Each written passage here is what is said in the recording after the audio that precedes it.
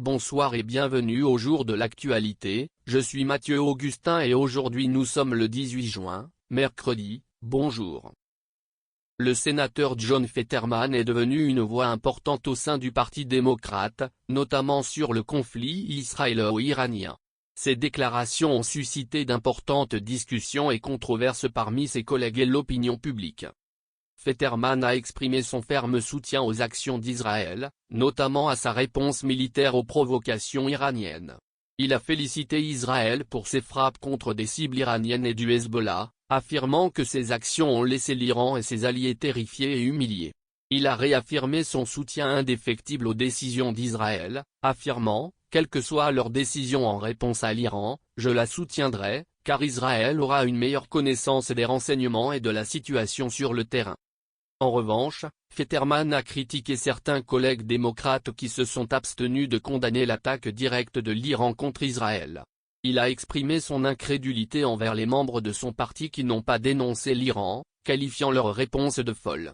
De plus, il a critiqué les manifestations anti-israéliennes, en particulier celles qui perturbent la vie quotidienne, les qualifiant d'inappropriées et de contre-productives. La position de Fetterman l'a placé en porte-à-faux avec certaines factions progressistes du Parti démocrate, qui prônent une approche plus équilibrée de la question israélo-palestinienne. Son soutien indéfectible à Israël et ses critiques de certaines manifestations ont fait de lui une figure polarisante dans le débat actuel sur la politique étrangère américaine au Moyen-Orient. La présidente de la Commission européenne participe au sommet des dirigeants du G7 de cette année à Kananaskis, au Canada, du 15 au 17 juin. Ce sommet est axé sur des enjeux mondiaux tels que la politique économique, la sécurité internationale, le changement climatique et le développement. Écoutez son discours lors de la conférence de presse conjointe avec le président du Conseil européen, Antonio Costa.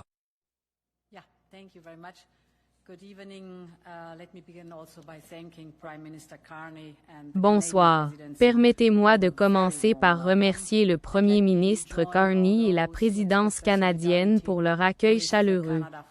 Permettez-moi de me joindre à tous ceux qui expriment leur solidarité avec le Canada qui lutte contre les incendies de forêt dévastateurs. Cannon est un endroit magnifique, chargé d'histoire.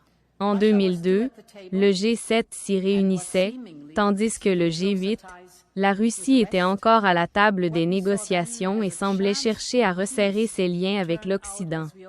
Ce que nous voyions alors comme une chance de paix s'est avéré, comme nous le savons tous, une vaste illusion. 2 décennies plus tard, le monde se trouve à un tournant. Nous sommes confrontés à des guerres que nous pensions reléguées au passé. Et le paysage mondial est de plus en plus façonné par la concurrence mondiale. C'est pourquoi ce sommet sera défini par la géoéconomie et la géopolitique. Alors que les plus grandes démocraties et les plus grandes économies industrielles du monde sont réunies ici aujourd'hui, prêtes à dialoguer et à parler ouvertement. Ensemble prêts à agir, ensemble, résolument et je voudrais me concentrer ce soir sur 4 priorités clés que je vois pour l'Europe. La première est que nous sommes ici pour faire face à la profonde incertitude et à la volatilité de l'économie mondiale, qui a déjà résisté à 2 décennies de choc. Nous nous souvenons tous de la crise financière qui a surpassé la crise mondiale ou celle de la zone euro. Nous nous souvenons tous de l'inflation post-pandémique et bien sûr de la crise énergétique provoquée par la Russie. Aujourd'hui, les tensions commerciales persistent. Les risques ne sont plus abstraits, ils sont matériels et croissants lorsque les entreprises ne savent pas à quoi elles seront confrontées. Demain, elles retardent leurs investissements. Lorsque les ménages anticipent des hausses de prix, ils cessent de dépenser. Nous avons donc besoin d'une discussion franche entre les partenaires du G7.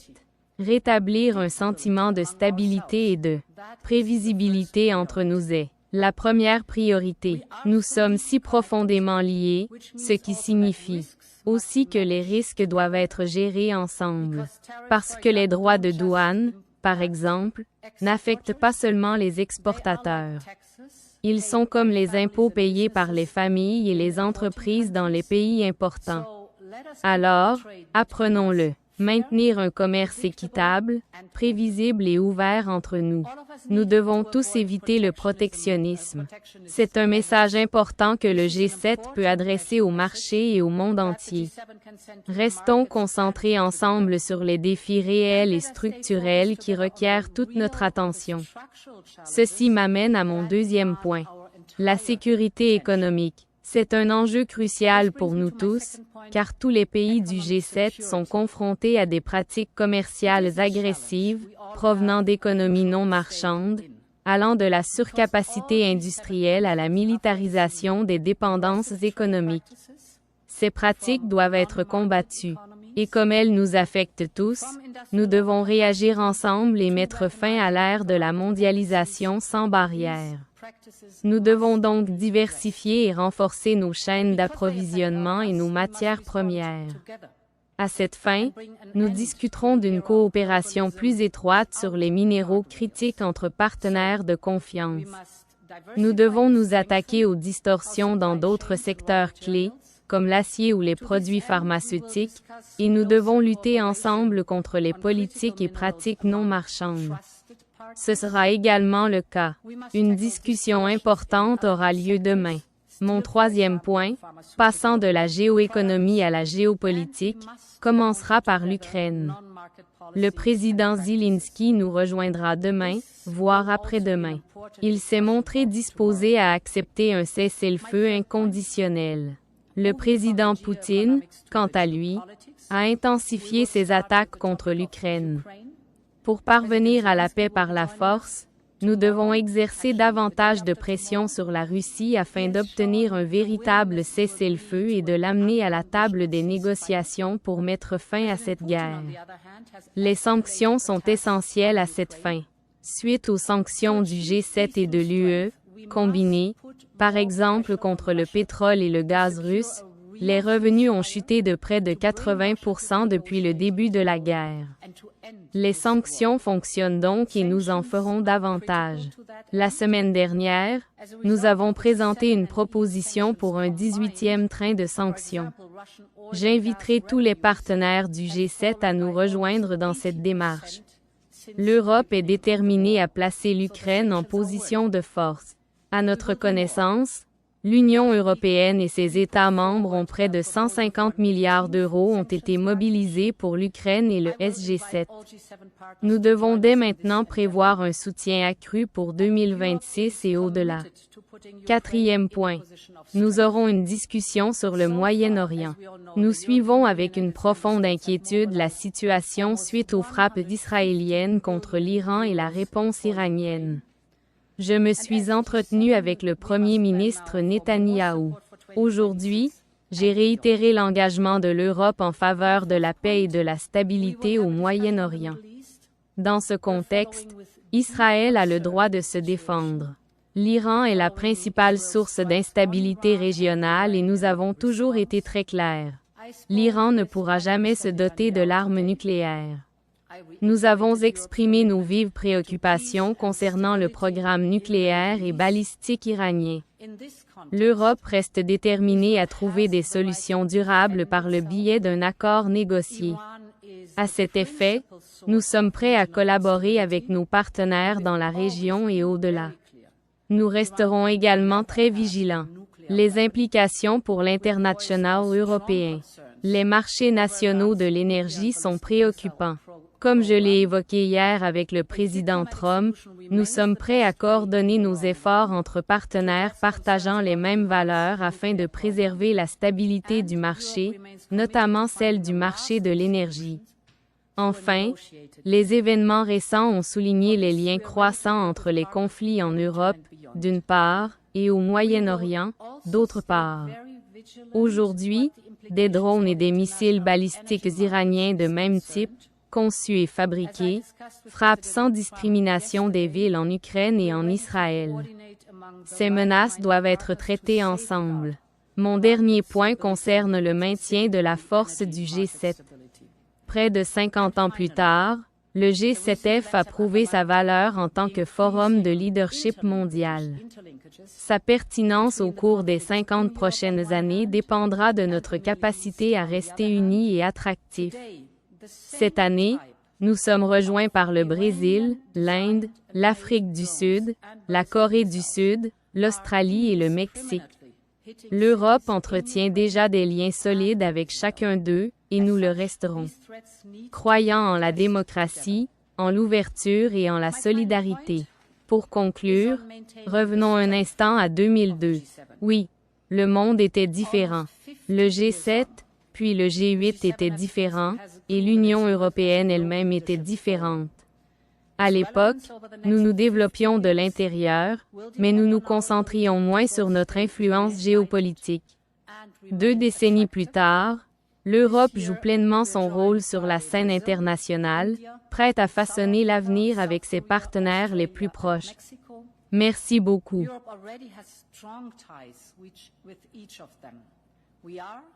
And we will remain firm believers in democracy, in openness and outreach.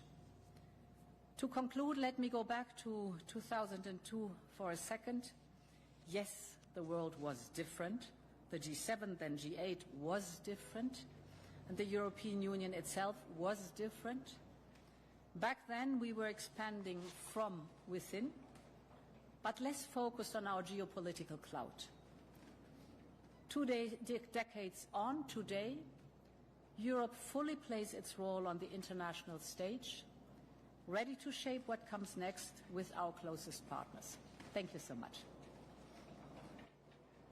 Aujourd'hui, lors de la conférence sur l'admission européenne, le diplomate belge Gérard Gossens prononcera un discours de presse sur la reprise des activistes dans la poursuite du conflit israélo-iranien.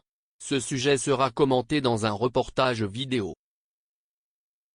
Lors d'une session tendue mais résolue de la conférence européenne sur les admissions, CAE, aujourd'hui, le diplomate belge Gérard Gossens a prononcé un discours poignant soulignant la résurgence de l'activisme civique en réponse au conflit israélo-iranien en cours. S'exprimant devant une salle comble composée de délégués européens, d'observateurs des droits humains et de représentants de la société civile, M. Gossens a salué la mobilisation renouvelée des militants européens, la qualifiant de « contrepoids démocratique essentiel à la paralysie géopolitique ». La rue parle quand la diplomatie hésite, a déclaré M. Gossens, faisant référence aux vastes manifestations organisées dans les capitales européennes pour réclamer un cessez-le-feu et un accès humanitaire. Il a mis en garde contre la marginalisation politique de la société civile, affirmant que « ignorer ces voix risque de répéter les erreurs de la complaisance européenne passée ». Gossens, connu pour son pragmatisme et son tact diplomatique, a trouvé un équilibre entre la défense du droit d'Israël à la sécurité et la condamnation de l'escalade des hostilités qui a fait des victimes civiles dans toute la région. Ce n'est pas une guerre que l'Europe peut se permettre de regarder passivement, a-t-il déclaré. Et certainement pas une guerre où ceux qui marchent pour la paix devraient être criminalisés ou réduits au silence. Le Front européen d'action civile, FIC, exprime sa vive inquiétude face à l'escalade récente et à la prolongation des hostilités entre Israël et la République islamique d'Iran, un conflit entrant dans sa phase la plus volatile depuis les frappes d'avril. Face à la souffrance persistante des civils, à la déstabilisation régionale et aux atteintes à l'expression démocratique, nous nous tenons aux côtés des militants pacifiques à travers l'Europe et au-delà, qui élèvent leur voix pour la retenue, la responsabilité et la diplomatie. Le FIC réaffirme le droit à la manifestation pacifique, inscrit dans la Charte des droits fondamentaux de l'Union européenne. Nous soutenons sans réserve les actions des défenseurs des droits civiques, des étudiants, des leaders religieux et des organisateurs communautaires qui se mobilisent dans les places publiques et les universités contre la banalisation de l'escalade militaire.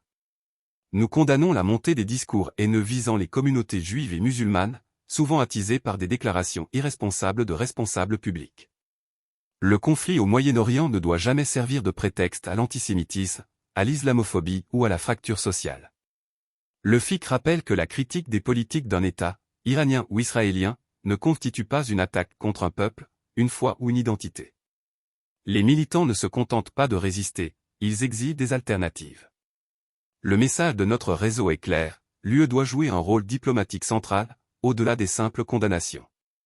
Il est temps de créer un espace de dialogue, incluant la société civile des deux pays. Nous attirons l'attention sur les pertes civiles et la dégradation des conditions humanitaires pour les réfugiés. L'utilisation d'armes interdites, les frappes sur les infrastructures civiles et les blocages de l'aide médicale pourraient constituer des violations du droit humanitaire international. Nous sommes en solidarité active avec les citoyens d'Iran et d'Israël qui refusent la violence en leur nom. Malgré les risques, des milliers d'entre eux s'engagent pour la paix, la démocratie et la fin des représailles. Tant que ce conflit se poursuit, nous réaffirmons l'urgence morale d'agir selon des principes de justice, d'empathie et de prévention. Que l'histoire ne retienne pas que l'Europe est restée silencieuse pendant que les bombes tombaient. Le Front européen d'action civile reste engagé pour une paix fondée sur la justice. Il a également mis en garde contre la montée des polarisations au sein même de l'Europe. La résurgence des militants ne doit pas être confondue avec du radicalisme. Il s'agit, en réalité, d'une réaffirmation de la conscience européenne. Ces propos ont été applaudis par plusieurs jeunes délégués et dirigeants de la société civile. Tandis que certains représentants d'Europe de l'Est ont adopté un ton plus prudent durant la session. L'intervention de Goossens a néanmoins souligné l'élan croissant au sein de la CAE en faveur d'une initiative diplomatique incluant non seulement les gouvernements, mais aussi les voix des militants qui façonnent l'opinion publique. Alors que le conflit israélo-iranien continue de dominer l'actualité et les débats politiques. Les propos de Goossens reflètent à la fois le malaise européen et un appel à une diplomatie inclusive et centrée sur l'humain. Troisième chaîne de télévision française, le jour de l'information. L'ancien président Donald Trump a évoqué l'escalade du conflit israélo-iranien, exprimant son optimisme quant à une possible résolution malgré les hostilités en cours. Il a souligné l'importance de poursuivre les efforts diplomatiques et suggéré que le président russe Vladimir Poutine pourrait jouer un rôle de médiateur pour la paix entre les deux nations. Dans une publication sur les réseaux sociaux, Trump a déclaré « L'Iran et Israël devraient conclure un accord, et le feront », indiquant que de nombreuses discussions se déroulaient en coulisses. Il a ajouté « La paix sera bientôt rétablie entre Israël et l'Iran ». De nombreux appels et réunions ont lieu actuellement. Cependant, il n'a pas fourni de détails précis sur ces discussions ni sur les parties impliquées. Lors d'une interview accordée à ABC News, Trump a réitéré sa conviction quant à la possibilité d'une paix, l'Iran et Israël devraient conclure un accord, et le feront. Il s'est également dit ouvert à une implication de Poutine, reconnaissant que la Russie a un rôle à jouer au Moyen-Orient et que Poutine pourrait apporter son aide. Cette déclaration marque un changement par rapport à sa position antérieure, où il s'était montré plus critique à l'égard des actions de la Russie dans la région. Les commentaires de l'ancien président interviennent dans un contexte d'intensification des actions militaires entre Israël et l'Iran, notamment des frappes aériennes israéliennes sur des installations nucléaires iraniennes et des tirs de missiles iraniens sur des cibles israéliennes. Ces développements ont suscité des inquiétudes quant au risque d'instabilité régionale. Si Trump reste optimiste quant aux perspectives de paix, il a également mis en garde l'Iran contre ses ambitions nucléaires, affirmant que les États-Unis ne toléreraient pas que l'Iran obtienne l'arme nucléaire. Il a souligné la nécessité pour l'Iran d'engager des négociations constructives afin d'éviter une nouvelle escalade. L'évolution de la situation est suivie de près par la communauté internationale, espérant une avancée diplomatique susceptible de conduire à une paix durable au Moyen-Orient. La secrétaire à la sécurité intérieure, Kristi Noem, a publiquement soutenu l'initiative de l'administration Trump visant à démanteler l'Agence fédérale de gestion des urgences, FEMA, dans sa forme actuelle. Dans une récente interview, Madame Noem a déclaré « Je dirais oui, il faut se débarrasser de la FEMA telle qu'elle existe aujourd'hui », soulignant la nécessité d'une approche plus efficace et locale de la réponse aux catastrophes. Elle a insisté sur l'importance de donner aux responsables locaux les moyens de prendre des décisions concernant le déploiement de l'aide en cas de catastrophe, afin de réduire la bureaucratie et d'améliorer la réactivité. Ce soutien rejoint les critiques de longue date du président Trump concernant l'efficacité de la FEMA. L'administration envisage d'importants changements dans la structure de la FEMA, notamment le transfert des responsabilités en matière de réponse aux catastrophes aux États et la réduction de l'implication fédérale.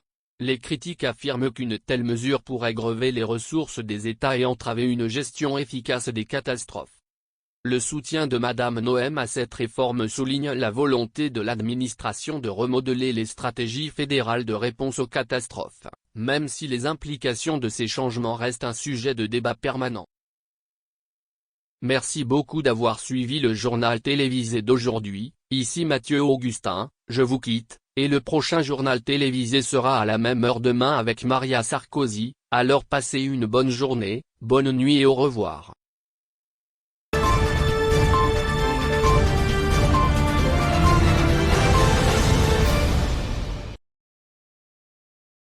Le sponsor de l'exposition est MC Donald France. Le sponsor de l'exposition est Service de nettoyage Monsieur Propre.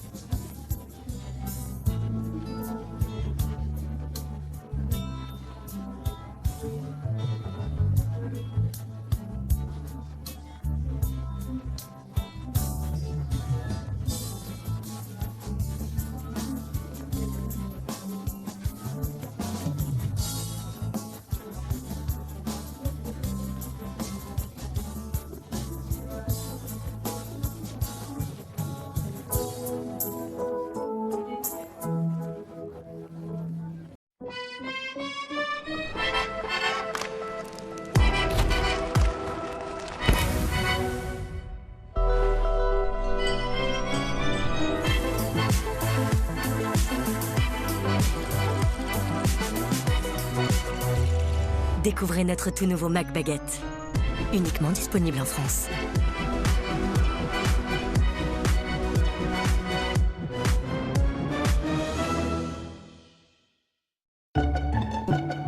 Vous avez l'impression que la graisse se répand partout dans votre cuisine? Eh bien, regardez de plus près, elle n'est pas seule. En réalité, la graisse forme un cocon protecteur qui permet aux bactéries de se développer rapidement. Nouveau Monsieur Propre, Flash Propreté.